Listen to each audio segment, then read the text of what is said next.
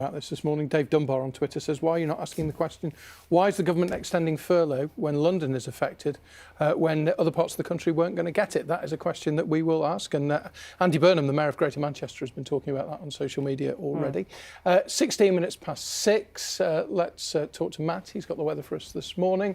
Matt, morning to you. It was a full moon last night for Halloween, wasn't it? But not much people could do. Thanks, Matt. Speak to you in a bit. Thank you. So you're watching Breakfast from BBC News. It is 19 minutes, nearly 20 past 6. Time for a look at the papers, the front pages. It is 6:24. Should we catch up with the sport? Rugby was exciting. Strictly and the Six Nations in October. But that is what we ended up doing. It's 6:29. This is Breakfast with Rachel Burden and Roger Johnson. We've got the headlines coming up. Teaching unions in England say schools urgently need new safety measures if they are to stay open through the lockdown. Time for a look at the weather then. We didn't go trick-or-treating last night, but we did go pumpkin spotting, Matt. But we could have gone full moon spotting as well. You could have done. My kids went pumpkin spotting, but certainly wasn't the weather for it. Thank you. Thanks very much. Right, it's 6:36. Time for a special programme now. Americans will go to the polls in just 2 days to elect their president, and one of the crucial battlegrounds is Arizona. Yeah, the BBC's Clive Myrie travelled across the vast state to see what is dividing and occasionally uniting some of the voters there. And it is 11 minutes past 7. Time for a bit of weather. It's been pretty blustery out and about all around the country, hasn't it? There was a moon to, I suppose, shed a bit of light on things yesterday. It's like a proper autumnal/winter weather on the way, doesn't it? Just cool and dry. Exactly. The other side of autumn from this one we've got at the moment. Fantastic. Matt, thank you. But a glimpse of blue sky. We'll take that definitely this morning. It's 7:14 now. Obviously, throughout the programme this morning, we're going to bring you a reaction to that new national lockdown in England.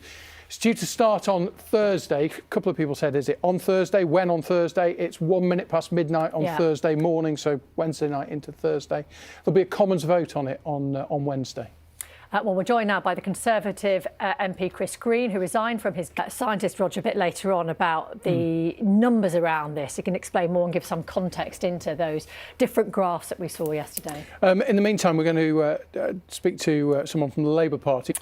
7:23. Well, another tough day for business yesterday with the announcement that non-essential shops and services in England will have to close from Thursday, as they did during the first lockdown. Yeah, at the same time, the Prime Minister extended the furlough scheme, as we were just discussing. It was due to end yesterday. It will now continue until December. Let's speak to... we're talking, of course, about England. Yes.